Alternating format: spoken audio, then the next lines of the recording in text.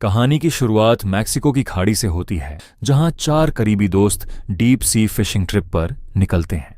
मौसम की भविष्यवाणी में तूफान की चेतावनी दी जा चुकी होती है, लेकिन नाव का कप्तान मॉस पूरे विश्वास के साथ कहता है कि वे समय पर वापस लौट आएंगे। एहतियात के तौर पर सभी अपने मोबाइल फोन वाटरप्रूफ पाउच में रख लेते हैं और सुबह सुबह रवाना हो जाते हैं। लगभग 4 घंटे बाद वे खुले समुद्र में अपनी पसंदीदा फिशिंग लोकेशन पर पहुंचते हैं, जहां काफी देर तक मछलियां पकड़ते हैं और खूब आनंद लेते रहते हैं।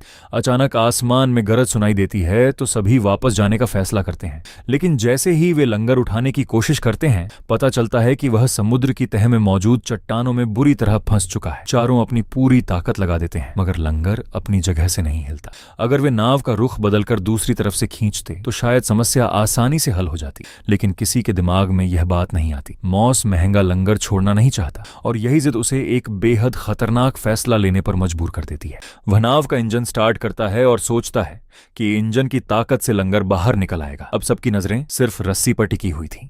किसी को अंदाजा भी नहीं था कि उनके पीछे समुद्र की एक बहुत बड़ी लहर तेजी से उनकी तरफ बढ़ रही थी। अगले ही पल वह खतरनाक लहर पूरी ताकत से नाव से टकराती है। सब कुछ सिर्फ कुछ सेकंड में बदल जाता है। नाव बुरी तरह पलट जाती है और चारों दोस्त सीधे बर्फ जैसे ठंडे पानी में जा गिरते हैं। खुशकिस्मती से चारों को तैरना आता था, इसलिए कोई घायल तो नहीं होता, लेकिन असली परीक्षा अब शुरू होने वाली थी। वे किसी न किसी तरह पलटी हुई नाव तक वापस पहुंचते हैं और उसे सीधा करने की पूरी कोशिश करते हैं। 2 लोग एक तरफ से जोर लगाते हैं, फिर चारों मिलकर धक्का देते हैं, मगर बेरहम लहरों के सामने उनकी हर कोशिश नाकाम साबित होती है।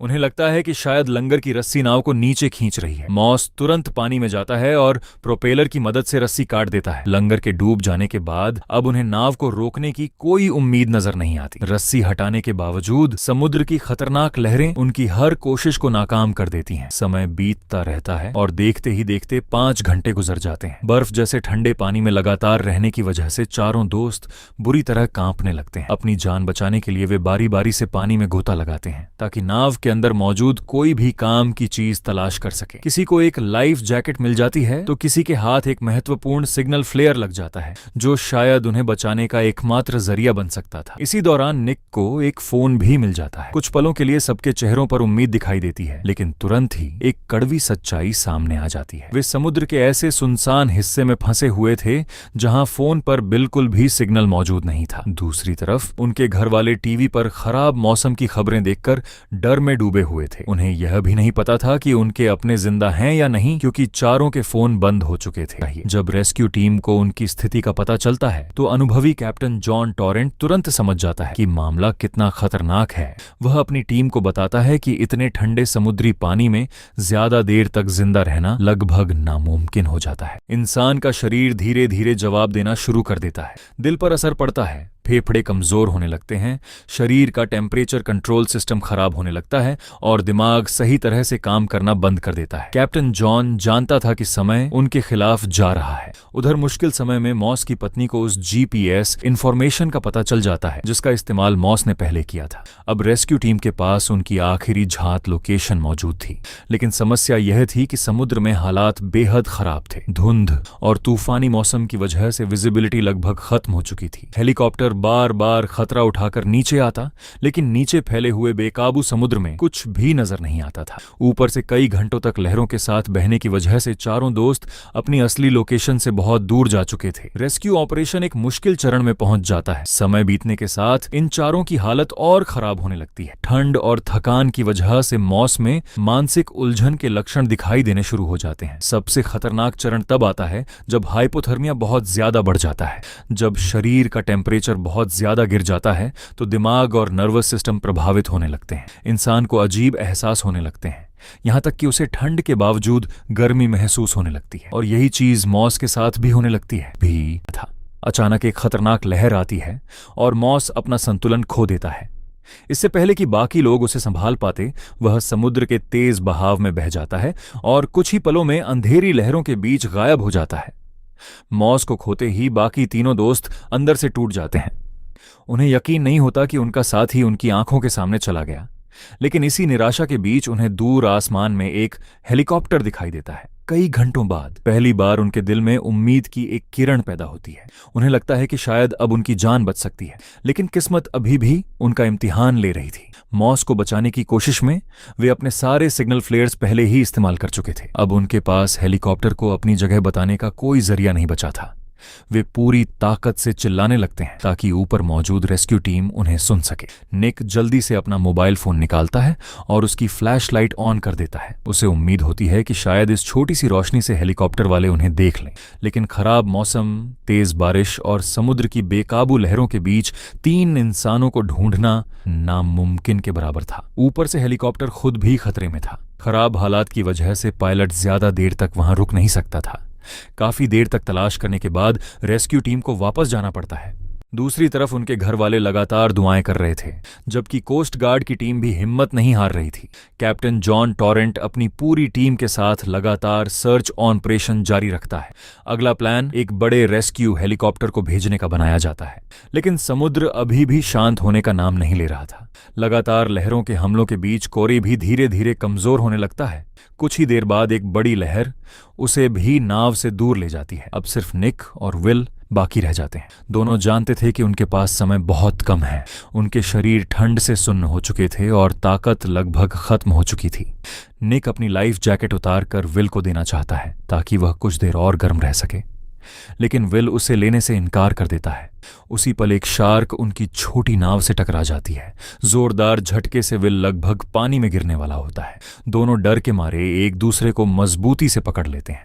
वे बिल्कुल शांत हो जाते हैं, क्योंकि उन्हें पता था कि एक छोटी सी गलती भी उनकी जिंदगी खत्म कर सकती है। हर गुजरता पल विल को महसूस करा रहा था कि वह मौत के और करीब जा रहा है।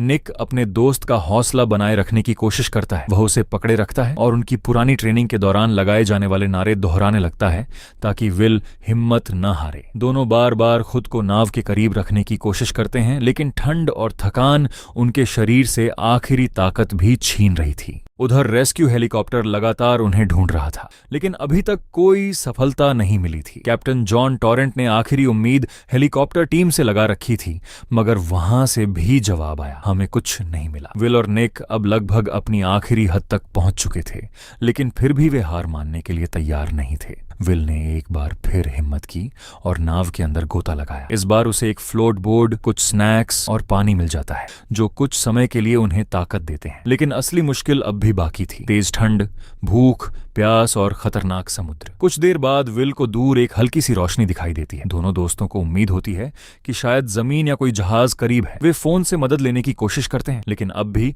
कोई सिग्नल नहीं होता। इसके बावजूद वे इस मौके को बर्बाद नहीं करना चाहते थे। दोनों पूरी ताकत लगाकर उस रोशनी की तरफ तैरना शुरू कर देते हैं, लेकिन बर्फ जैसे ठंडे पानी में इतनी देर तक तैरना उनके लिए बेहद मुश्किल साबित होता है। कुछ देर बाद वह रोशनी भी गायब हो जाती है और दोनों एक दूसरे को भी ठीक से नहीं देख पाते। यहां तक कि उनकी छोटी नाव भी उनकी नजरों से ओझल हो जाती है। उन्हें एहसास होता है कि नाव के बिना इस समुद्र में जिंदा रहना संभव नहीं है। बची हुई ताकत लगाकर वे वापस नाव की तरफ तैरते हैं। काफी मुश्किल के बाद वे नाव तक पहुंच तो जाते हैं, लेकिन अब उनके शरीर में लगभग कोई ऊर्जा बाकी नहीं बचती। समुद्र में फंसे हुए 30 घंटे बीत चुके थे। निक अब विल के व्यवहार में अजीब बदलाव महसूस करता है। विल चुपचाप बैठा रहता है और बिना मतलब की बातें करने लगता है। निक तुरंत समझ जाता है कि ये हाइपोथर्मिया की खतरनाक निशानी है। उस समय सिर्फ हौसला देना काफी नहीं था, क्योंकि विल का दिमाग ठंड के असर में आ चुका था। लेकिन उसी पल एक और बड़ी लहर आ जाती है। तेज ठंड से बेहाल विल को उल्टा गर्मी महसूस होने लगती है। यह हाइपोथर्मिया का आखिरी और सबसे खतरनाक चरण था। वह अपने कपड़े उतारने लगता है। निक उसे रोकने की पूरी कोशिश करता है, उसे समझाता है कि ऐसा करना खतरनाक है, लेकिन विल अब अपने होश में नहीं था। आखिरकार निक बेबसी से देखता रह जाता है जब उसका दोस्त धीरे धीरे समुद्र की लहरों में गुम हो जाता है। अब निक अकेला रह जाता है। दूसरी तरफ कैप्टन जॉन टॉरेंट लगभग 1 दिन और 1 रात से लगातार सर्च ऑपरेशन में व्यस्त था। वह अपनी टीम का हौसला बढ़ाता रहा कि शायद अगले ही पल उन्हें सफलता मिल जाए। लेकिन समुद्र में मौजूद निक के लिए दूसरा दिन पहले से भी ज्यादा डरावना था। 42 घंटे बीत चुके थे और अब उसे लगने लगा था कि शायद जिंदा बचने की कोई उम्मीद नहीं है। वह थक कर नाव में लेट जाता है और अपनी रस्सी खोलने लगता है, जैसे मानसिक रूप से हार चुका हो। लेकिन तभी अचानक मौसम बेहतर होने लगता है। हवा और लहरें शांत होने लगती हैं और उसी पल रेस्क्यू टीम की नजर निक पर पड़ जाती है। रेस्क्यू टीम तुरंत उसे हेलीकॉप्टर के जरिए बचा लेती है। जब कैप्टन जॉन टॉरेंट निक के घर फोन करता है तो दूसरी तरफ निक की मां फोन उठाने की हिम्मत नहीं कर पाती। उसे डर होता है कि कहीं दूसरी तरफ से कोई बुरी खबर न सुननी पड़े। निक की पत्नी का दिल भी तेजी से धड़कने लगता है, लेकिन जब आखिरकार फोन उठाया जाता है तो उन्हें पता चलता है कि निक जिंदा है। वह पल खुशी और गम दोनों का मिला जुला एहसास था, क्योंकि जहां एक परिवार को अपने प्यारे के बच जाने की खबर मिली, वहीं बाकी परिवारों को अपने अपनों के न मिलने का दर्द सहना पड़ा। रेस्क्यू टीम ने कई दिनों तक मॉस, कोरी और विल को तलाश किया, लेकिन अफसोस के साथ उनका कोई सुराग नहीं मिल सका। आखिरकार सर्च ऑपरेशन रोकना पड़ा। मॉस एक बेहतरीन अमेरिकन फुटबॉल प्लेयर था जिसने मैदान में कई यादगार पल बिताए थे। कोरी भी एक शानदार एथलीट कुन था जो अपनी ताकत और खेल के जज्बे के लिए जाना जाता था। इस हादसे का एकमात्र जीवित बचने वाला निक था। यह घटना 2009 में हुई थी। निक का जिंदा बचना सिर्फ किस्मत का नतीजा नहीं था, बल्कि कोस्ट गार्ड की लगातार मेहनत, कैप्टन जॉन टॉरेंट की लीडरशिप और पूरी रेस्क्यू टीम की कोशिशों का भी परिणाम था। लेकिन यह सच्चाई भी है कि निक बेहद भाग्यशाली था। अगर हालात थोड़े भी अलग होते, अगर मौसम कुछ देर और खराब रहता, तो शायद इस कहानी का अंत भी अलग होता। ये थी फिल्म नॉट विदाउट होप की एक सच्ची और दिल दहला देने वाली कहानी। अगर आपको हमारी यह कहानी पसंद आई हो तो वीडियो को लाइक करें और ऐसी ही और मूवी एक्सप्लेनेशंस के लिए चैनल को सब्सक्राइब जरूर करें।